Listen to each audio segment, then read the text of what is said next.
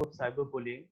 While Ekansh primarily deals with issues of creating an inclusive environment for persons with disabilities and creating an environment of empathy, it seems that the problems of cyberbullying and bullying in general have touched upon the lives of quite a few people, and this is an urgent need that needs to be spoken about. So we have four speakers who are from different walks of life.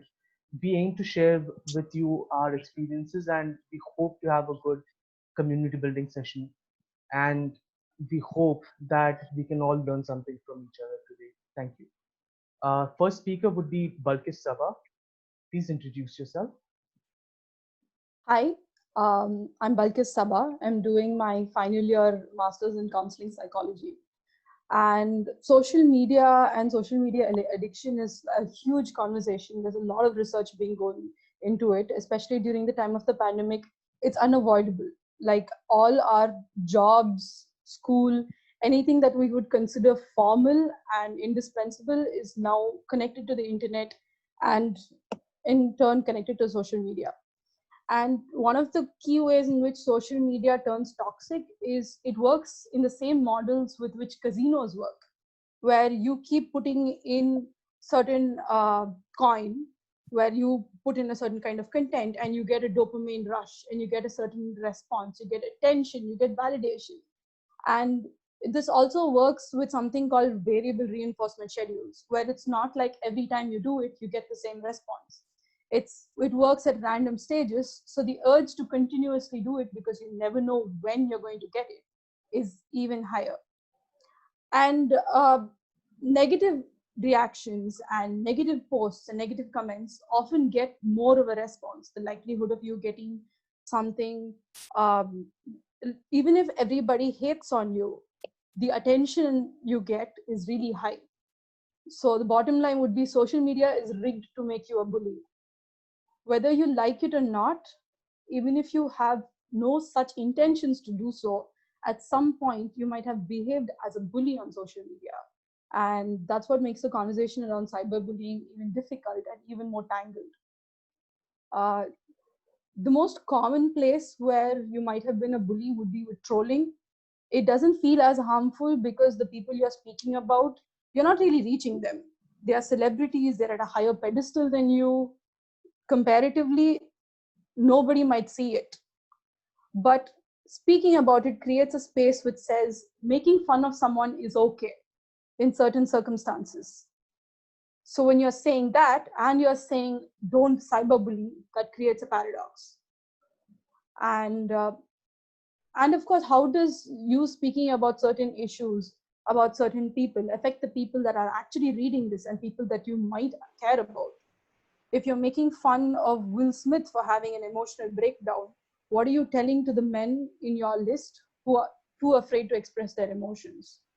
If everybody has an opinion on Adele losing weight, what does that speak about body image to the people around you, whether they might be overweight, underweight?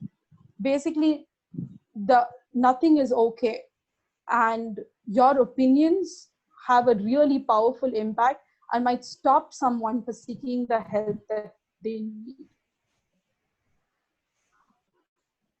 Easy questions you can ask yourself, whether if you're a bully specifically to the people that you know and do interact with. When you post something, do you have an intention to cause harm? Is it pointed, and will that person or Hello. hi, can you hear me? Yeah. Yeah. So yes, like I was saying, so when you're saying something, do the people know that you are intending to cause harm? The same way as real life bullying, does it put them in emotional, physical, and psychological distress? And is it just a joke? Certain jokes are okay when you're making it with your friends. It's okay when you're making it in person, but would they be comfortable with the whole world seeing it? And at last, if you're not willing to say it to them to their face, what makes it okay to say it online? I know that acts like a barrier. You don't see their reaction, you don't see their response, but how do you get to decide that that's okay to share that kind of information? Um, so I'm going to let Sana take over from here to speak a little more about body image growing up and how that affects us in cyberbullying space. Okay. Hi, everybody. I'm Sana Tukral. I've done my English honors and I'm currently pursuing law. I'm in my last year from Delhi University. So yeah, like Sabha said, like Sabha spoke about how it just becomes okay to say the things that we're not gutsy enough to say in person and to say them online. I'd just like to take that point up, and I'd like to talk about something which is very prevalent amongst teenagers. And we all know about it. We might have, unfortunately, indulged in it. It's slut shaming. So basically, our whole entire lives are sprawled across social media, right? The age that we are living in. And we post everything from what we're eating to what we're wearing, what we're doing. And with that sort of openness comes a lot of opinions. And a lot of people have opinions, and a lot of them have criticism. They criticize the way we dress, they criticize the way we look. And not everybody can accept us for who we are. Now, the sad point is that we tend to do it to each other. We who have already been bullied or might feel very insecure about ourselves project those insecurities onto other people, and we take them down. And that is not something nice. So, slut shaming is something that has become such a huge deal. You know, it happens if a girl goes around dating a lot of guys. It happens if you wear a certain type of dress. It happens if probably, you develop breasts faster than somebody else has, or if you have a voluptuous body type. And that just does not make it okay. So, talking about a girl dating a lot of guys, that brings a question of teenage relationships. And when it comes to that, we, as teenagers, our hormones are completely off the rack. It is absolutely okay, if not but natural, to have relationships. We all have them. And, just because one girl has one or two or three or four does not give us the right to slut shame her. And we as Indians live in a society where there is this dichotomy surrounding women. Either she is perfect and she's a goddess and she's Devi and she's so pure, or otherwise she's a fallen woman, right? She's characterless. And the problem is that the latter characterization comes far too easy for us. It comes with maybe even wearing just makeup, or maybe, wearing something which is a little revealing, or maybe just talking to a lot of boys. That's not okay. Imagine we live in the 21st century. Do we really want to hold on to and pass the baton of this misogynistic patriarchal society that we've been born in, or do we want to make a change? Also, talking about wearing revealing clothes, this is something that I would like to point out, that it's okay for a woman to wear whatever she wants to. Of course it is. You're supposed to be confident. Even if you say you think you have love handles, or you have fat thighs, or you have flabby arms, maybe. We all have them, right? We all go through it. We're not naturally born toned or whatever. Nor do all of us get into that sort of thing. And it's okay to wear whatever you want. It is absolutely and perfectly fine. And somebody calling you names for that is just wrong. And when I say that, maybe we need to question ourselves too, and think about all the times that we've pointed out a girl's problem areas, or a boy's problem areas even. And we need to stop doing that. So now, again, talking about something which is like whatever clothes we wear and everything, we tend to post a lot of pictures online, right? And some of us are really confident in our bodies, which is a very good thing. It makes you feel empowered. You're comfortable with what you wear. You're okay putting everything online. But there is a little warning that I would like to, and we don't like to hear it. It sounds very preachy, but it's important to listen to this. So when we're sharing pictures on the internet, we need to be really careful, because the world that we live in, and ideally the world that we would like to live in, is very different. So if you look at it very realistically, you need to be very cautious about the content you're posting online, because you might have perfectly good intentions, right? And it shouldn't bother you what people think. But there are a lot of a lot of evil-minded people out there who could lift off your images, put them on the dark web, morph them, sell them to people, and it just, a lot of bad things could happen. And again, for let me just say, it's very prevalent amongst teenagers today. It was prevalent when I was a teenager as well. There's a lot of nude sharing that happens, and I get that it's everybody's choice, but till you're not 21, you're not at a legal age. I think and if you're sharing your images, if you're sharing nude images, you're indulging in what is called child pornography, and it's a criminal offense. So if you're uploading them and if somebody else is distributing them, you both are equally to share the blame. You both are criminally liable. And the POSCO Act, it talks about, wait, let me just read it out to you. So the POSCO Act, wait. I'll just actually, I think come back to it. And so according to the definition, any visual depiction of sexually explicit conduct involving a child, which includes photograph, video, digital or computer generated image, indistinguishable from an actual child, and an image created, adapted or modified but appear to depict a child, is child pornography. That also means that if you're morphing somebody else's pictures just to have fun or anything, or even if you're doing it with bad intentions, remember that you're criminally liable, and it's an offense. Now, there's another thing that I wanted to talk about, and that is body dysmorphia. Again, with the fact that our whole lives are on the internet, we tend to compare ourselves to everybody who's out there, right? And the life that you see on social media, it's absolutely perfect. Everybody's skin is flawless. There is no acne. There is no awkwardness. Everything is absolutely perfect. And you might just end up feeling very insecure and very shabby about your bodies, right? So I want to talk about how things, everything is just a trend and everything is just temporary. For example, I'd like to pick up freckles. You remember there was a time when women used to cover up their freckles with foundation, and now people are buying freckle pens and putting freckles all over their face. It's absolutely crazy. And then there is this certain body type that everybody wants to be, the Kylie Jenner body. If all of you know what I'm talking about. And that is unrealistic, and you need to realize it's unrealistic. One, you do not need to judge yourself by those standards. Two, very importantly, you do not need to judge others by those standards, and you must not. To have that thinner waist and that heavier bum, you literally have to have your ribs removed. And I don't think that's a viable option, because they protect your organs and your heart, right?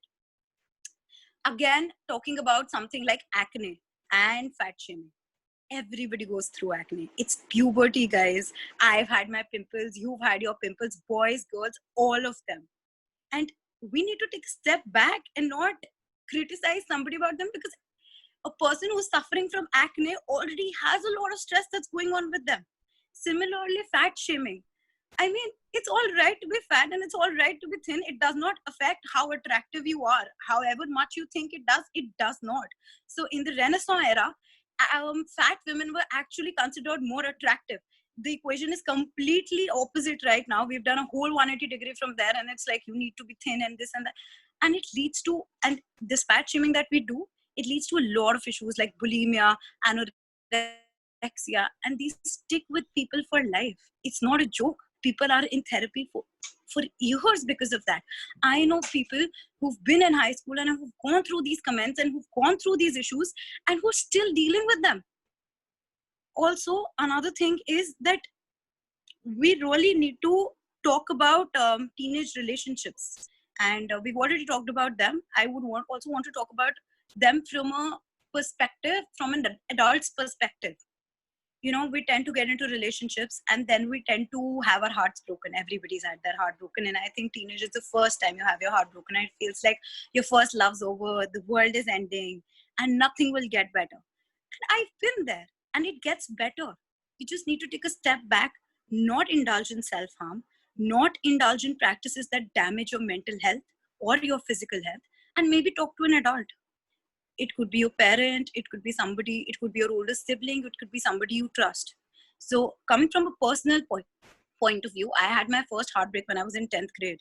And I was just completely heartbroken. Rejection does that to us. I mean, even as adults, we don't take rejection in a healthy manner, whether it's rejection from a job, whether it's rejection from a loved one. And I think at that vulnerable teenage stage, that rejection is too much for us to handle, and we're a mess. So when I was in 10th grade, I had my heart broken, and my father is a very conventional man, very traditional man, and he's never been okay with me having a relationship or anything. But I sat down with my parents and I talked to them that I've had my heart broken, and it's very hard for me to cope. I literally cannot cope. I wake up crying, I go to sleep crying. I need to get better. And they talked me through it. They helped me. And your parents might not be supportive, but I'm sure there's an adult out there who can give you perspective and who will support you. And maybe this way we'll develop the thick skin that we need to handle rejection. And while we're talking about thick skin, all these do's and don'ts of bullies, I think we need to be more resilient. We need to have a thicker skin. We need to love our bodies, because that our bodies never leave us. They're what support us every day, from the moment you wake up to the moment you go to sleep. So yeah, I think we need to be more respectful towards our bodies. It doesn't matter what you look like. It matters how you carry yourself, how confident you are, and how much you love yourself. And if you're that positive within yourself, you're gonna be positive towards other people as well. So I think one more aspect that I'd like to talk about is sometimes when we're from the age of 13 to 18, especially for girls, I think this is from a women point of view, that our bodies are developing, right? We get our periods, our breasts develop, our bodies go through puberty. There's a lot of change. We grow hair everywhere, and there's a lot of things that bring insecurity and that bring us shame that ideally should not. And sometimes a lot of adults also sexualize us, which makes us go even deeper into that shame. I remember when I was a little kid and I was just I was no longer flat chested, and so I used to wear a double bra. I used to wear a sports bra over my bra, and because I was really ashamed of that. Nobody talked to me, nobody was open about it. And this teacher called me out and she was like, I can see the color of your bra, and who are you trying to attract? And I was just, I wanted the earth to open up and for me to drown in a hole. And I don't think anybody should ever feel like that, because we're all going through it. We might go through it a step later or a step earlier at 13 or 15 or 16, or for some people even 18, but we all do go through it. Let's be supportive, let's be kind, let's be empathetic, because puberty it is just a common human experience. It is not an isolated experience. So yeah, and I would say that since social media is such a huge part of our lives, and it's really hard to not go on social media and not be a part of it, let's build a positive community, maybe share our experiences, show our peers that everybody goes through the same things. It's really empowering. So I guess that's it. And Shom would like to continue and talk about some of the points I elaborated and other stuff as well. So Shom, over to you. Thank you, Sana. So, a brief introduction about me. I'm a final year law student. I'm an ex-competitive powerlifter and a mixed martial arts enthusiast. And here's the thing, looking at me right now, you probably wouldn't know this, but since 2005 and even as recently as 2017, I've been so depressed that it was difficult for me to even get out of bed in the morning.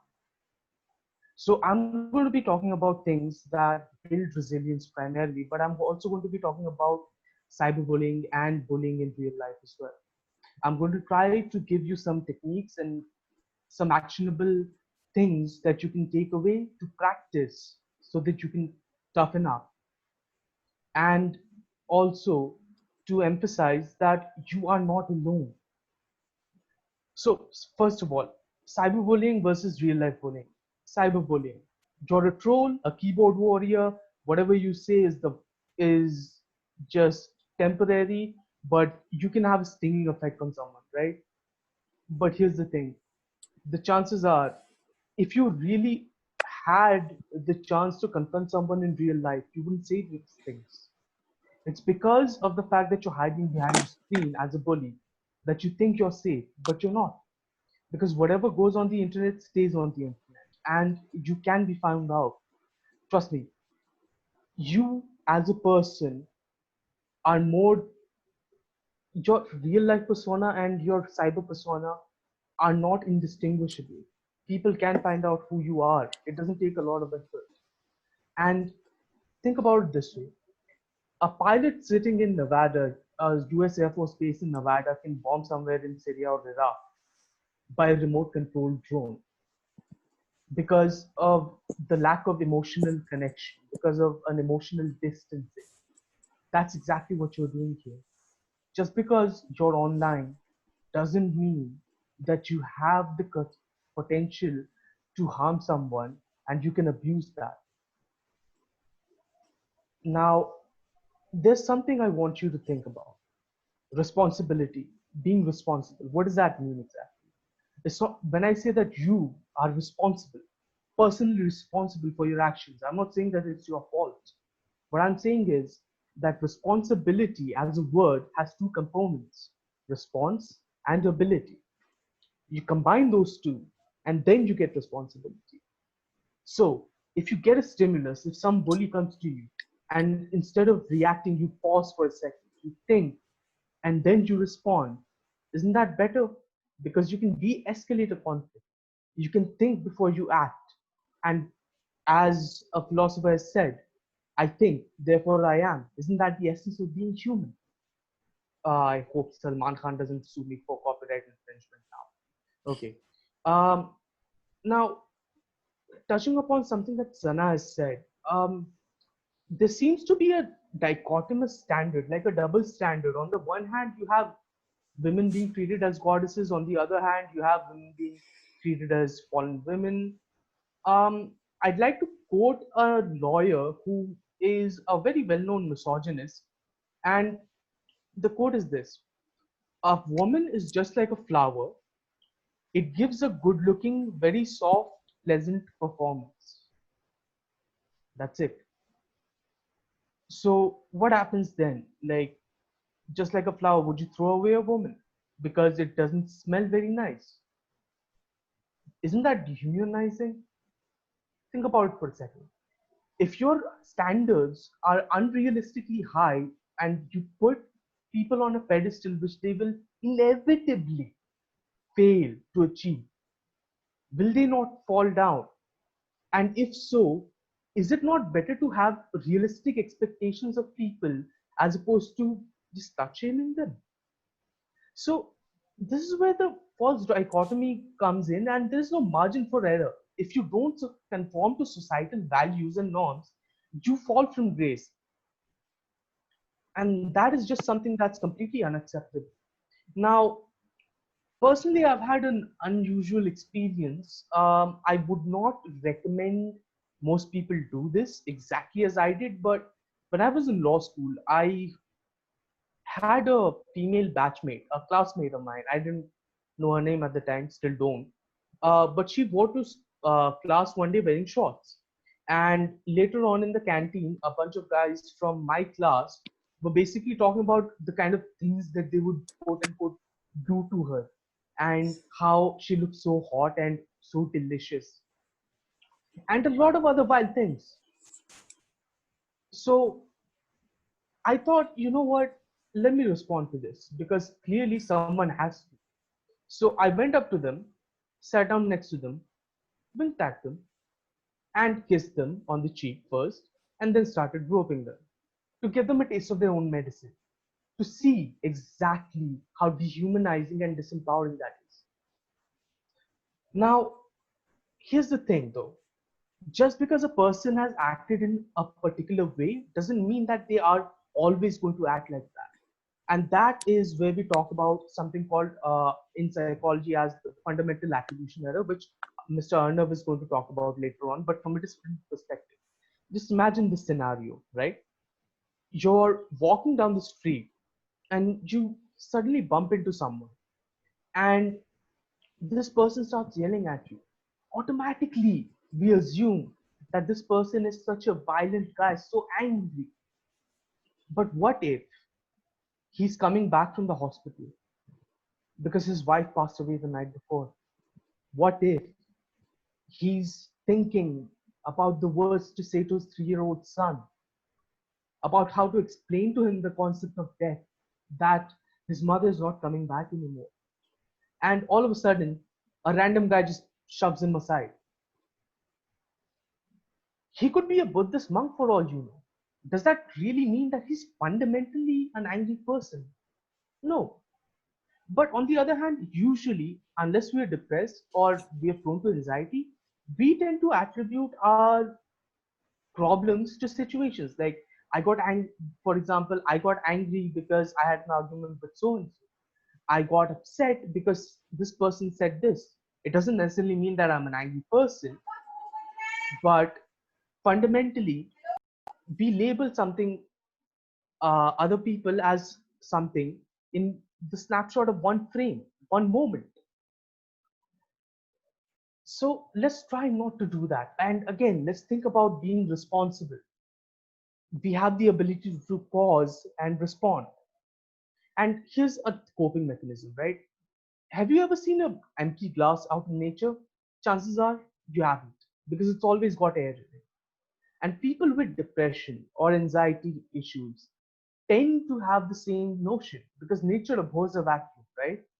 Now, personally, I have a hypothesis, and it's this: negative emotions are sticky. They're kind of like chewing gum. You step on them, it takes a lot of effort to get them off. So that's why, and there's a reason for that. Now, based on evolutionary history, that if we keep replaying a negative emotion or a negative memory in our heads, chances are we are not going to behave the same way again and face the same painful consequences again. So that's why I think in Hindi there's this saying कि दूध का जला छाछ भी फूक फूक के पीता है, right? But the problem is that nowadays in our real life, it's gone completely haywire because we live in a moderately safe environment and society, but we still get into this negative thought loop and we don't have the ability to control it anymore. So let me try to give you an example of what I mean. We, assuming people are familiar with this game called PUBG, if most of the time we're stuck in the first person shooter mode. So instead of that, some players prefer the third person shooter mode, wherein the camera is from behind you and as opposed to the scopes of the gun that you're holding. So your field of vision is wider. Similarly, what if we take a step back and observe the feelings and emotions that we're seeing and feeling, and then we can disrupt it? And one more thing, just like Sana said, while it might feel like life is crashing down all around you, it's not. This moment in your life is a moment in your life. It's not the entirety of your life. Now, I know it's very difficult to understand and to empathize with this because you personally might disagree. But here's the thing, think about it this way: if you slap a 5-year-old very hard and he starts crying, it might literally be the worst thing that's happened in their life. But here's the thing again, you're older than 5 chance, and so you know that things can get worse, but they can also get better. This moment is just a frame, not even a second in the picture of your life. And so remember, picture abhi baki hai, and the game's stakes are really not that high. And if you feel they are, you can always reach out, talk to an adult, be it a teacher, a parent. Talk to your parents, talk to your friends, talk to your elder brother, elder sister, your cousin, doesn't matter. But you're not alone. That's the point, even when you feel you are. Now, I'm going to hand the conversation off to Arnav, who is going to first introduce himself and tell you a little bit about his experiences. Over to you, Arnav.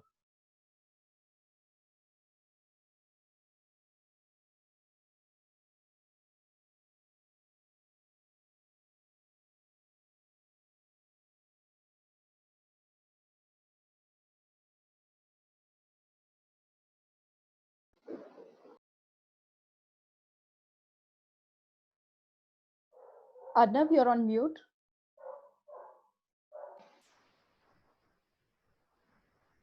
All right. Good evening, everyone. Sorry for that short disturbance. So, I'm Arnav Sharma. I'm an alumnus of the National Defense Academy, Khadakwasla, 132nd course. And I'm also a final year student at Campus Law Center, University of Delhi. So, I'll divide my submissions in two parts. First of all, I would like to give a small legal overview for the benefit of the people who are listening on how on the laws that can operate in against cyberbullying in the cyberspace. So you have two measures. First of all, you have platform-based measures which operate on the platforms on which the cyberbullying has occurred. For example, something like this happens on Facebook, then you have certain measures which operate on Facebook. These are pretty simple. You just flag the comment or report that comment or post as something which indulges in the act. The other aspect that you have is legal measures.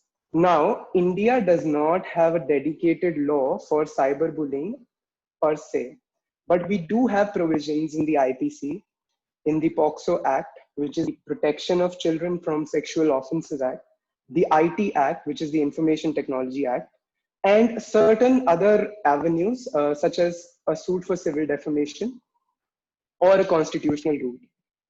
Now, these acts per se cover offenses such as obscenity, ob- pornography, hacking, defamation, outraging the modesty of a woman, voyeurism, blackmail, and certain criminal misdemeanors. Now, another important question that we need to address, or rather ponder upon, is that do we need another act which deals with cyberbullying in this country? Well, we do not have one, but there is indeed, I believe that there is indeed a need for one. There are acts in other countries which you can refer to. You have something called the Education Act in Canada, which deals with cyberbullying. You have acts in certain states in the United States, as well as the United Kingdom. So, an act which is bordered around addressing cyberbullying in those capacities must be welcome. And obviously, it should be something which, especially lawyers, should be thinking about, considering that this is about children and their future and their development. Now, the second part of my submission is regarding my own experiences in the National Defense Academy. So I joined the academy, and just to give a background, the academy is the elite tri-services training academy in this country where children, young adults rather, give an entrance and join in to serve as officers in the tri-services, which is the Army, the Navy, and the Air Force. When I joined the academy, I was 17, and I had no idea what the world was or is, but I definitely thought that at that time I did.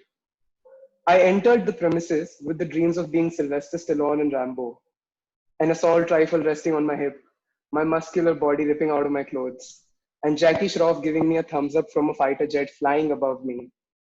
What I found myself doing a week later was cleaning a long corridor with bruised shoulders, a broken broom, and torn clothes. Now, as painful as it was, I have often asked myself, how did I get here? What was I thinking? Why is this happening to me? Now, bullying operates in different forms, spaces, contexts, which can be both real and virtual. In the academy, it operated in sheer extremes. The bullying was accelerated by a back-breaking training regimen. It was accelerated by frustrating intrusions into our personal spaces. It was accelerated by the sheer authority of the hierarchy in which you operated under senior cadets. Now, in such spaces, reaching out is a big disaster. Even though these practices of bullying are not a part of formal training, they are claimed by your seniors to be a part of traditions. Who made them, what and where they come from, or purpose they serve stands obscure. But young minds, right out of school, suffer through it as helpless victims and then become the same. And just an example, you're constantly called names. told you are good for nothing, made to do a lot of things just for the sake of it, not for any benefit. You are deprived of sleep and food. Your room or your cabin is messed with. Your stuff taken away, never to return. And sometimes, when things go really awry, the situation graduates to violence. Now, when it comes to speaking out, you are bound by a system that values unity and makes young adults suffer in silence. Speaking out against such practices is considered unofficer-like, chided and looked down upon. People who speak out become social pariahs and are boycotted even by their very families. This act of boycotting in itself is a form of bullying. In the end, you stand dejected, broken, and in front of a system and the people that are so devoted to ignorance that they wouldn't even understand their own suffering. And then things get weird. While you constantly tell yourself that the horrors of what is happening to you is a bad thing, you would never do that to someone. You change because the circumstances that surround you change. You become a senior and you see the people who suffered these indignities thoughtlessly indulging in the same behavior against their juniors. Victims turn perpetrators, bullied turn bullies. And there's a brilliant word for what I saw there. It comes from the German language. It's called Schadenfreude. Schadenfreude is the experience of pleasure, joy, or self satisfaction that comes from learning or witnessing the troubles, failures, or humiliation of others. It's a trait I saw growing in most of us and goes through ranks and terms. But some of us chose to stray from this path. We chose to exercise restraint and discretion. And that is what I would rather focus on and as a theme for today. In the times we live in, we are constantly pressured into multitudes of conformity. The need to confirm that I faced with my comrades in a military academy, probably you could face it in a real space in life, such as schools, playgrounds, your homes, or probably in a virtual space stretched across Instagram, Facebook, or Twitter. It could come from your peers, it could come from your siblings, relatives, or from some troll living in a distant land. So, how did I go about it? And it wasn't easy. It wasn't for anyone, and it was never about getting people who did bad to me or seeking vengeance. Neither did it rely on indifference and silent suffering. It is centered mostly on virtues. For the sake of discussion, let's call them tricks. These tricks that I learned from an old Roman king in a book of yore, which goes by the name of Meditations. It has survived 1,000 years and is still read. So I've paraphrased it to be more comprehensive. Uh, the first thing that I learned from that book is that you don't control what happens to you in life. You only control how you respond. Here's what I mean. Remember when your friend was mean to you last week? That wasn't nice. That wasn't nice of them. But there also wasn't anything that you could do about it. If someone wants to be mean, they're going to be mean. But after they were mean, you had a choice. You have to decide whether you're going to be mean back, whether you're going to hit them, whether you're going to run to someone and tell on them, or whether you're going to just keep on and forget about it. I know that seems really simple, but it isn't. This situation, when someone does bad to you, and you have to decide on how to respond to, is probably one of the most trying times that we encounter, and that trickles down into our adult lives as well. Now, how to respond and why to respond? Why? Because you get to choose how you respond to everything. If you can learn that now and embrace it, you will have the peace of being in control of your own actions, and no one will ever be able to boss you around, because you will be the boss of your thoughts. You will be the master of your soul, the boss, thoughts, feelings, and decisions. What I also came across in that book were four pillars of virtue. These are as follows: moderation, wisdom, courage, and justice. Now, in order to exercise these virtues, you need to empathize. You need to understand. As my colleague Shom pointed out, people go through a lot of stuff in their lives. They have bad days, they have good days, they have traumatic occurrences which scar them for life. And you need to empathize with them. Understanding and being at the same time, you need to be understanding and mindful of what is happening inside your own mind. You need to be mindful of your thoughts, mindful of your emotions, mindful of your behavior. And I must say that these act in consonance when we are in these situations. The third thing that we need to do is act. We need to act in good faith and prevent harm. Now, this harm can not only be directed to others, a form of violence, it can also be directed towards the self. And that is why you need to act in moderation, with wisdom, with courage, and in good faith.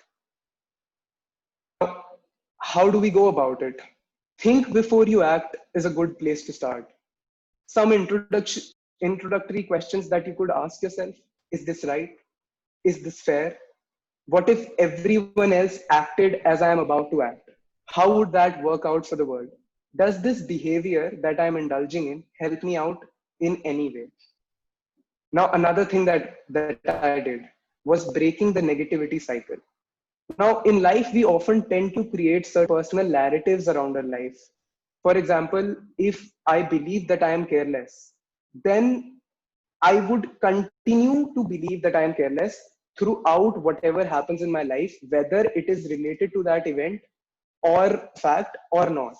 It could be the product of our actions with others or a creation of our own mind. So it could rather be something which others enforce on us. For example, if a bully calls us uh, not good enough, then we would believe the same. Or it could be a result of our own mind. Now, what happens through bullying across platforms is that they tend to accelerate these narratives. So, if I have a sapling of a thought inside my mind, bullying and constant bullying across platforms, be it real or virtual, can accelerate these narratives that we build around us. Something like passing judgments on our own self can be extremely disheartening and self limiting. It tends to give birth to self defeat and hatred. So, when you start by being mindful of your own feelings, you have to be mindful of these personal narratives that you create around yourself, which are defeating you every day, even before you act. Now, talking about my own experience, I was a public school kid, pampered kid. When I joined the academy, I was weak. I lacked physical strength. I lacked endurance. And obviously, these were facts that were not taken kindly by my seniors. I was often the subject of ridicule and ire when it came to activities in the field, such as sports, physical training, equestrian, aquatics, etc. I did not have an option. I had to listen to all the things that they had to say, but I did not give up. I did not yield to the trash talk and misdeeds that were floated around me or upon me. But at the same time, I did not believe in the idea that this will pass right away, that some magician, wizard, or fairy will come and she will wave a magic wand and everything will go away. Life will be beautiful and sunny. I knew that these capacities, which were expected of me, would take time to build. I would not become strong right away. I would not have the stamina to run a marathon right away. But if I keep striving, and I focused on my strengths, I could get to it. Now, another interesting thing about the armed forces is their focus on academics. So while you think that the armed forces are all about boot, belts, berets, and bullets, it's not. Most of the courses that you take in the armed forces are actually centered around your skills. And studying was something I was really good at. As an end result, my merit was much higher than my peers and one of the highest in the academy. As years passed, I got better at physical training as well. I excelled at long distance running and remained above average at the remaining aspects of physical training. Now, these things supplemented my already established academic reputation. The comments that were hurled at me turned silent and then often into overt appreciation. Not that my efforts were ever directed at seeking appreciation. My efforts were only directed at enhancing my abilities, defeating those negative personal narratives that I could have built, and acting with moderation, wisdom, justice, and goodwill.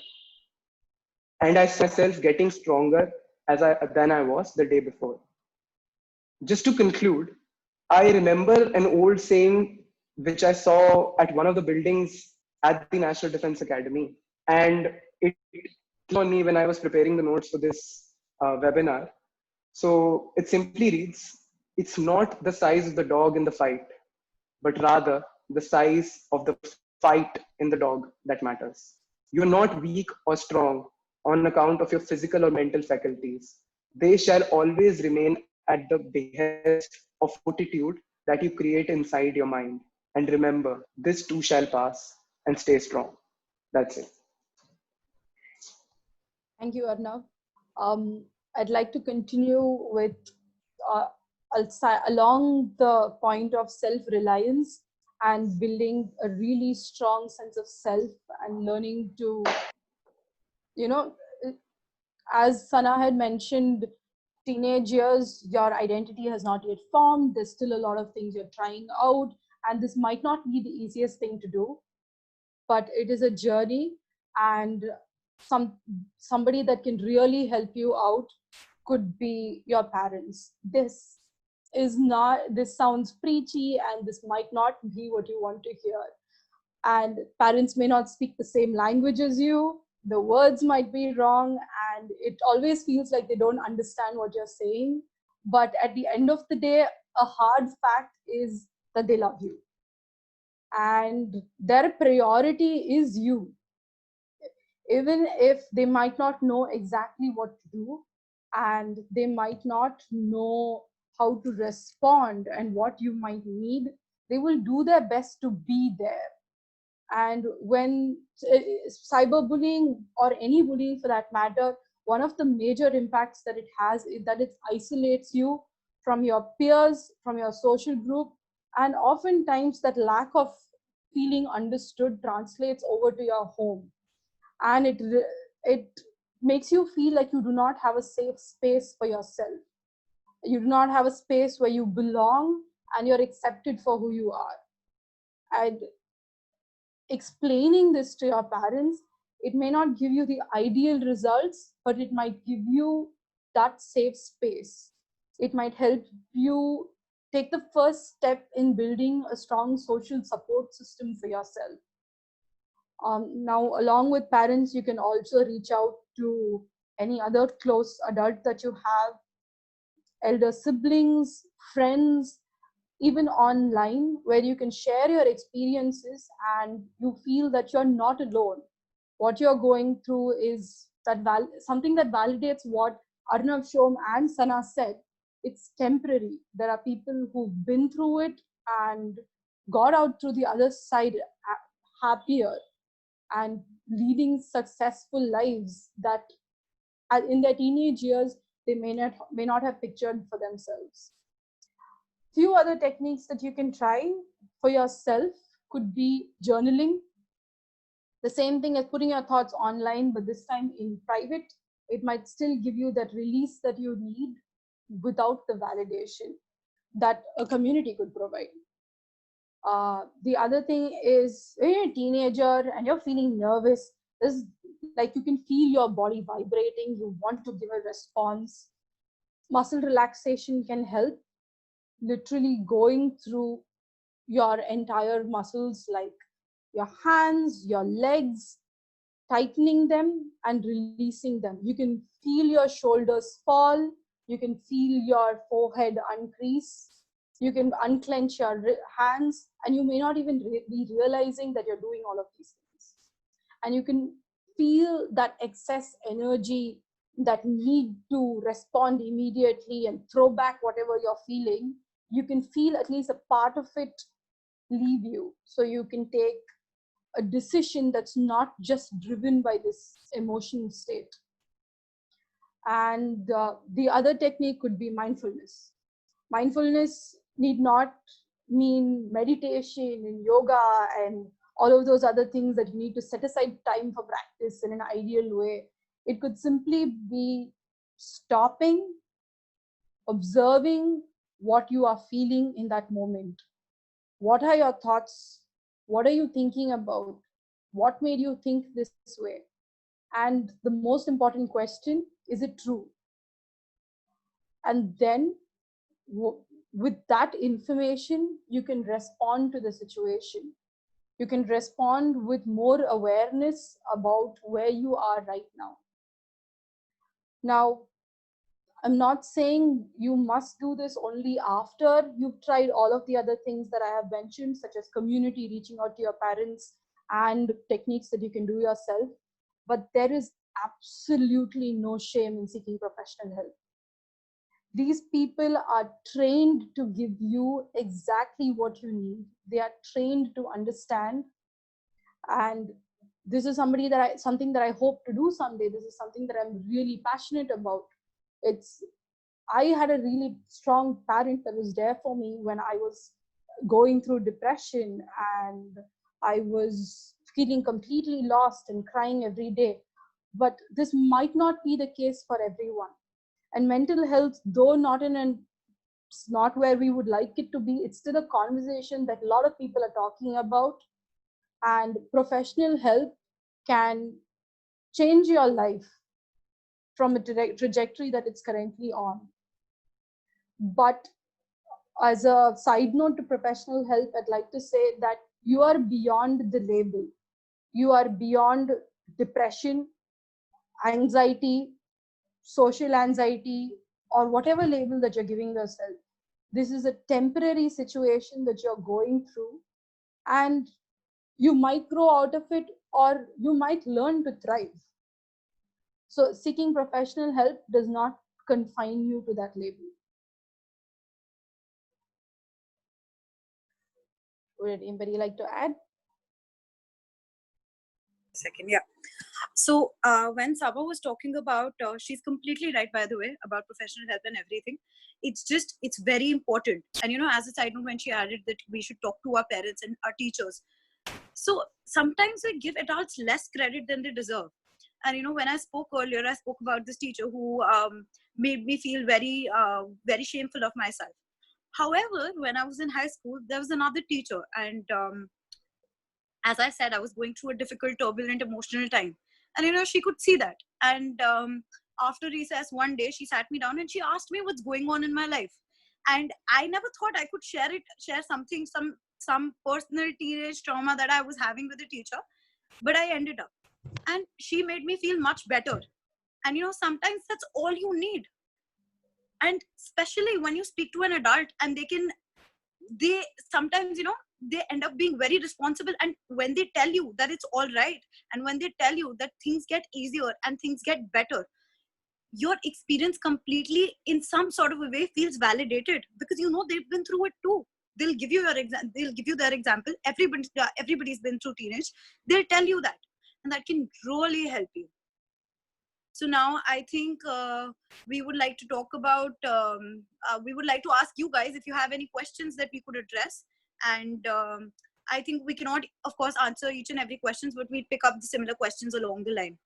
So over to the audience, I guess. Okay, so I'm breaking my rule and speaking here because I'm watching Facebook, just to make it easier. So would like to hear some coping oblique resources accessed by you, as well as what is available easily. What are some safe spaces? 2 is a question from every mother and father, especially mother. What would be your suggestion to build bridges with your parents so that understanding can be fostered both ways? Like I explained to you in the briefing yesterday, we don't really know where you are in the virtual world. Whereas in the physical world, if you're traveling somewhere, we can always guide you and we know where you are. We can locate you, we can find you.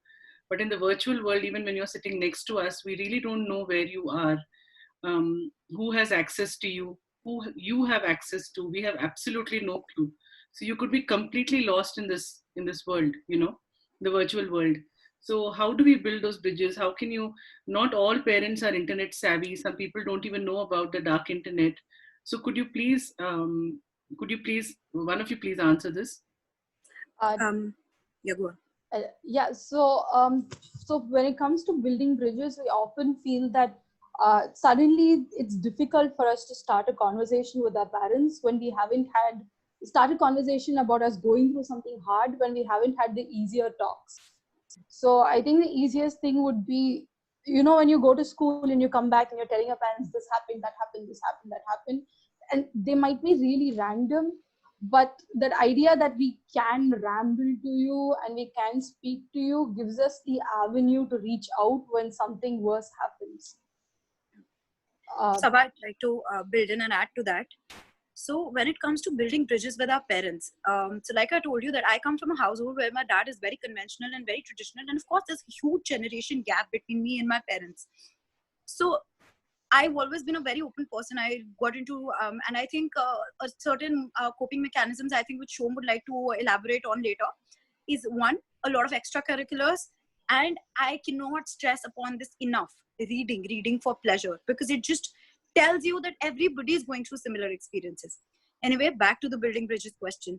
So there were a lot of times that, you know, my parents weren't updated with whatever's happening. And of course they're not. We come from a different generation. They come from a different generation. Gen Z has a complete different, you guys have a complete different sort of dynamic going out there. And I think it's very important to keep updating your parents, not just about your personal issues, but whatever's happening. You know, we learn from them. They educate us. We can educate them too. And I speak from personal experience that my father is a lot more progressive than he was. It's come as a result of a lot of rebellion. But of course, with rebellion comes responsibility too, guys. It really does. I can tell you from where I am right now to where I was at that point where you guys are right now. And if we talk to them, if we explain them things with logic, and if we tell them how you're feeling, they will listen to you. They will learn from you. Like exactly like how we learn from them, they will learn from you. And I think for the parents asking that question, it is very important to sit down and listen to your child, listen to their point of view, because a lot of things that were right at your point, at your time, are not right now. The political, social scenario, the dynamic has completely changed. And I think there's a lot of things you can pick up from your kids. And in that way, the conversation just gets easier. Because when you're talking about issues, like for example, there was a lot of stigma with homosexuality and everything. And I think a lot of stigma existed with my mom too, until one day I sat her down and I was like, it's everybody's choice. What's wrong with it? It is but natural. And she listened to me and she realized, and I've seen the change in her from that day onwards. So I think it's a very possible, it might seem completely impossible and completely off the charts, but it is a very plausible conversation, and it is a very, very good way of building that bridge with your parents. Because at one stage, you're going to find yourself in their place. So yeah. Can I briefly add on to that? Not in terms of Please. points. If you have a very severe case of cyberbullying going on, then just for the viewers' reference, there's a UP police guideline to cyberbullying. Could I kindly interrupt 1 second, Arnav? I think Yes, for ma'am. some reason it's not on. Broadcast has been interrupted on Facebook. If you will give me a minute, I will just go back online. Sure, ma'am. Just give me 1 second, please.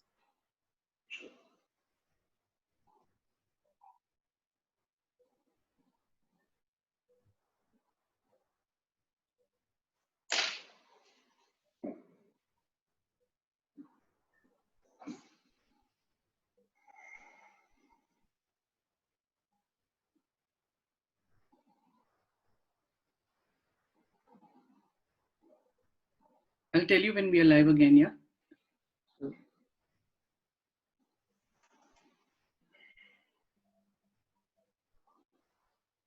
Okay. 1 second.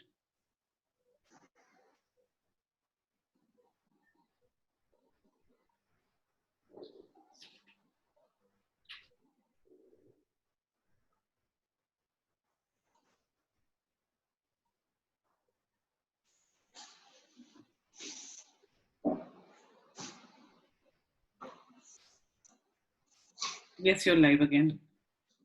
Yeah. So I was referring to severe cases of cyberbullying if parents find themselves helpless as to what to do. So just for literary reference, there's a UP police guidebook on cyberbullying of girls. Now, although the title refers cyberbullying of girls, it extensively covers cyberbullying and aspects when these get severe. So, for example, they will suggest both legal and non-legal remedies as to how to respond if your child is being bullied severely. So, I think I can share it. I can share the link and we can upload it either as comments or show notes, if that is fine. Otherwise, the title is Handbook on Preventing and Dealing with Cyberbullying of Girls. It was issued by the UP Police in consonance with Google and certain other IT firms. In addition to that, when it comes to dealing with a child, as in how to work with a child, I believe communication is key, and making the child believe that this is a non-judgmental environment would go into the go into making that communication easier. So if you want to build the bridges, then those bridges need to be built on communication. And for that to happen, you need to give the child a space where he or she does not feel that they are being judged, or they might be treated adversely if whatever they tell the parent is not found to be favorable. So that is that I would like to say. And yes, I can share the link to the guideline to the guidebook. I'd like to add something to Arnav's point. We live in a culture where victim blaming is very prevalent, and that stops a lot of children and anybody at all from reaching out for help, because that is, we don't see ourselves getting the help we need. We see ourselves getting more blame and in more trouble than we're already in. So maybe ensuring that, like he said, a non-judgmental space where they will be given the help they need and they will be given the support they need to improve and be better, or help to remove themselves from the situation also, but in a non-judgmental way. I think that would also make a real difference in how likely they are to approach you.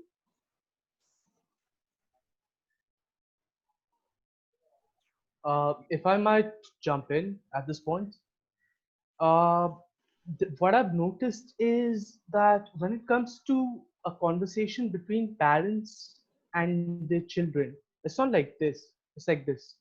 Because there's this relationship of a superior and a subordinate. And so you can't like expect a person who feels threatened by you as a subordinate whom you have control and power over to be open to you. So you need to take the first step as a parent and humanize yourself and like say that, convey to them that it's fine to be vulnerable, and by showing them by being vulnerable yourself, maybe in the form of narratives and stories as well. um, because one of the things that really helped me to like bond with my parents was the form of stories. And that was not when I was like 7 or 8 years old. That was when I was 26. So if it works for a 26-year-old, it should in theory work for a 16-year-old as well. Because it's not about how you start, it's when you start. How is fairly simple. It's not going to be easy, but it's fairly simple. You open up, you use stories, you use narratives to show that you can relate to them, that you're more than just a parent, you're also a friend. It's a difficult thing to do, but it's doable in my humble opinion.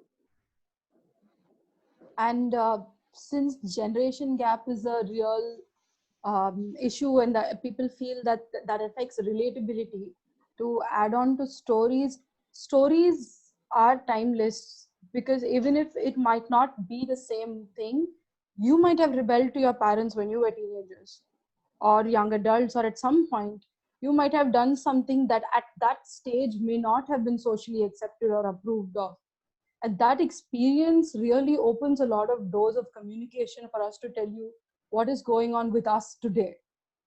It may not be the same thing, but knowing that feeling of doing something that may not have been okay and how you got over it, that feeling could be relatable.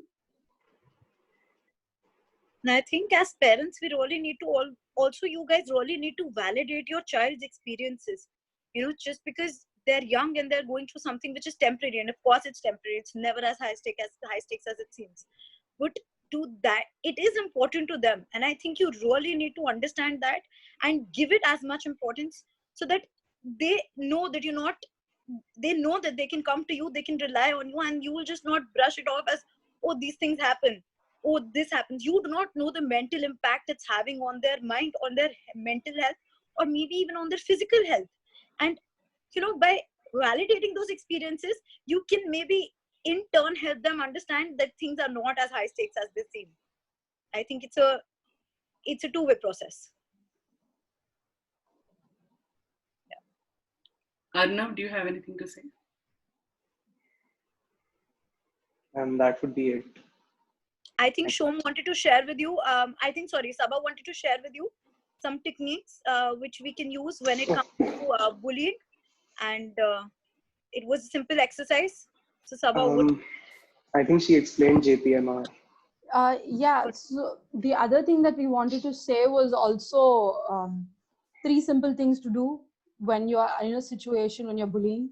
The first would be to speak up. Normally, bullies don't expect you to speak up. They come from a position of power and from a lot of people that have allowed them to continue in a certain way. And speaking up for yourself can be really powerful, and it can also encourage other people who might be feeling suppressed by certain people to support you. And those movements can snowball, like we can see from the movement like Me Too. And the other thing would be your safety is a priority, and there is absolutely no shame in withdrawing from a situation. There is no shame if your emotional, psychological, or physical, or even social safety, where somebody could have started a page under your name and be putting things that you might never say, posted pictures of you without your consent.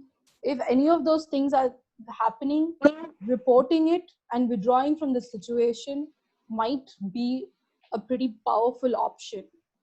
And of course, the last would come back to reaching out.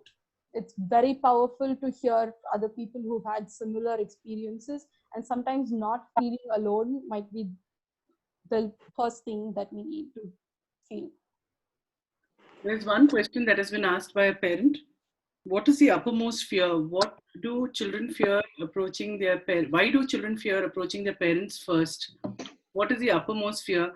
We all know the answers to that. We've all been there, but please, I would like to hear it from you. Fear of judgment could be it. As a teenager, my biggest fear is the "I told you so," because we know our parents told us so, but we did it anyway. So that could be a pretty powerful fear. Another fear is that you will be blamed, that if you hadn't done this in the first place, this wouldn't happen to you. Yeah. Same like Sabha said, I told you so. And I get it, right? We're supposed to learn from your experiences, but that does not happen. That never, I don't think that if you can only give your child a cautionary tale and you can expect them to do the best that they can, but they will make mistakes.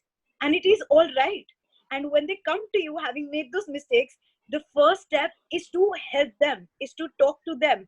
Maybe then you can go on a track where you're like, not I told you so, definitely not use I told you so, but tell them that learn from this experience. Learn from our experiences, learn from your own experiences. So I guess that's about it, yes. I had one question, one point to add to this though. When it comes to asking your parents for help, I think, at least in my mind, the fear was of being rejected by my own parents. Like, that is just unfathomable. And especially when you really are vulnerable, that is like it's kind of like an examination anxiety, in the sense that, yeah, fail होने से अच्छा है exam ही मत दो. That kind of a mentality does set in. Like, it's irrational, but like, in order to avoid the like temporary pain of rejection, our brains tell us to like quite irrationally to not even ask for help. Also, adolescence is the time when gender identities are setting in. So when you have, say, adolescent boys in situations where they're being bullied, you get a toxic masculinity which has been internalized, where they have internalized that they don't need help. So if they go for help, especially to their parents, then they would be viewed very, very differently in a group, which would probably believe that this person is weak. And there are a lot of terms which are used for to describe that alleged weakness, which is something which the individual tries to avoid. So since Sorry. yeah. So since Sorry. parents are tuning in, there is something that I'd really like to say. Create a safe space for your children at home. This is the first thing. I've seen a lot of parents doing it, and I've seen it in my own. I've seen it in my own immediate family. Right? You tell your kid that they're fat to lose weight, or you tell your kid to do this, or that they're not good enough, or maybe they're not smart enough, or maybe they're not doing as well as they can. And this tends to inculcate a lot of insecurities that manifest in areas that you can't even imagine they manifest in. And I think it's very important to let your child just be. So through the age of 13 to I think 19, I was a fat kid. I was 5'1", I was 75 kgs. I was really fat. I used to eat like there is no tomorrow. And there was never a point in time where my parents would taunt me or tell me that, oh, you're fat, oh, you need to lose weight, oh, you should not be eating this.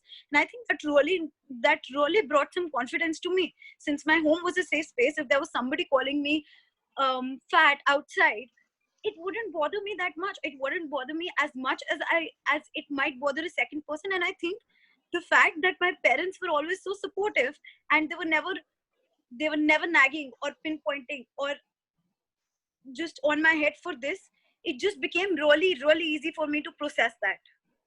And I think the best the parents can do is be empathetic. I know the times are different. I know it's a completely whole other scenario, but try and put yourself in your child's shoes. Maybe come out of that parent haze and try to speak to them, understanding what they are going through. Like, try to have that perspective, right, that they have. And I think that would really bring you closer to them, closer to the conversation, and it would really, really help. So yeah. Uh, One, yeah, go on, Shom. Sorry. So people have this notion that if it's worth doing well, it's worth doing right. I would suggest that if it's worth doing at all, it's worth doing badly. So try. As a parent, as a stakeholder, it doesn't matter who you are. Just try and build a relationship with your child, and that is at least going to be a beginning, because the status quo is not maintainable.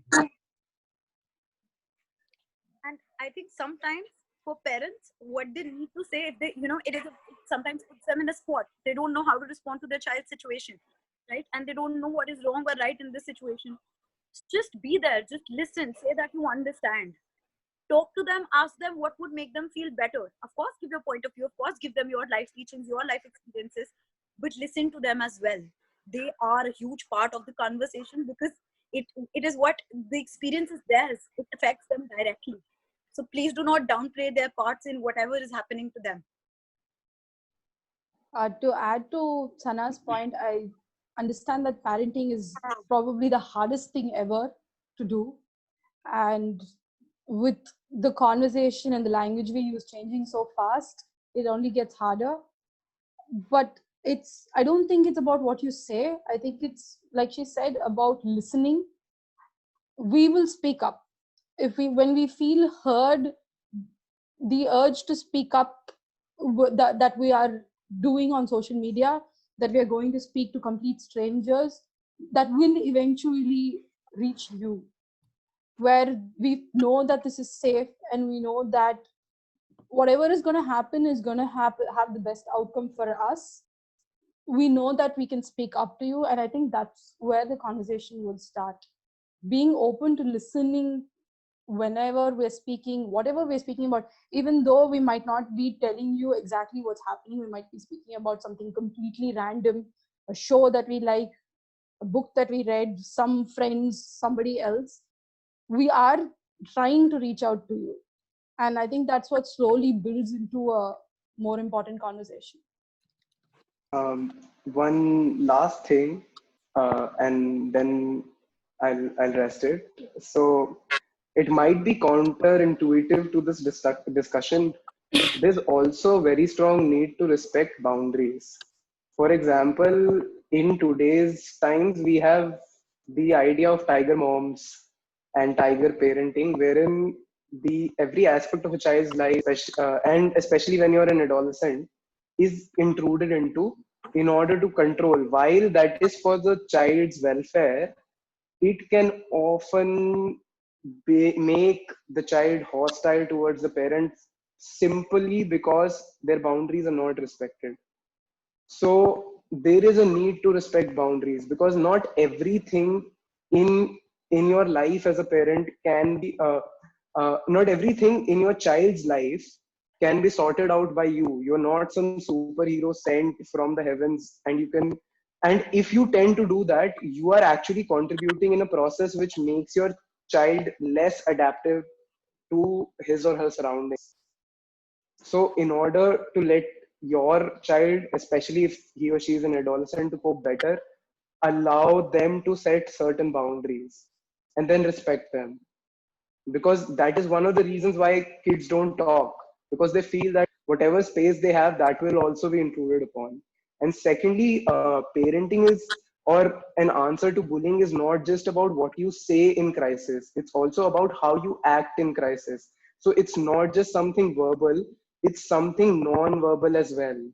Being there is not just about telling someone that you're there, it's about being there even when you're not saying or advising or listening, just being there. That's it. So adding to what Arnav said, just wrapping this up, adding to what Arnav said, there's a term for it. When you don't respect boundaries, it's called helicopter parenting. So it comes from, you're hovering above your child or behind your child and trying to read their WhatsApp conversations or not giving them enough privacy, wanting to know every aspect of their life. And I get that, because there's huge need to protect your children. And I think if you build a safe space and if you respect their privacy, they will come to you. And same goes out to the teenagers. Talk to your parents. Maybe if you have a healthy communication with them, again, it's a two-way street. If you have a healthy relationship, a healthy mode of communication, they would not need to hover above you. They would not need to get into every personal nook and cranny of your life. But again, it goes both ways. So yeah. Thank you to Akansh Trust for allowing us this wonderful opportunity to have a conversation with you and to the audience and anyone else who might be watching this on YouTube later. We serve as a bridge between teenagers and parents because perhaps teenagers aren't willing to speak up. Perhaps they don't want to speak up. Perhaps it's the other side. But thank you to everyone, and especially to Anita ma'am for allowing us a chance on this platform to represent our views. Thank you. Thank you all so much for being here. From the bottom of my heart, I broke my own rules like I have always done, everybody's rules. But I need to thank you. It was wonderful talking to all of you and getting your points of view. I think we as parents need to understand that we may not always agree with what you're doing, but we need to be around for you and be available when you seek us out. So thank you all so much for this. And these conversations will continue. Thank you so much. And thanks to everybody who has attended this webinar also on Facebook. This will be up on YouTube soon. We'll put it up and share the link with all of you. Thank you. Thank And you for bye. the opportunity, ma'am. Bye.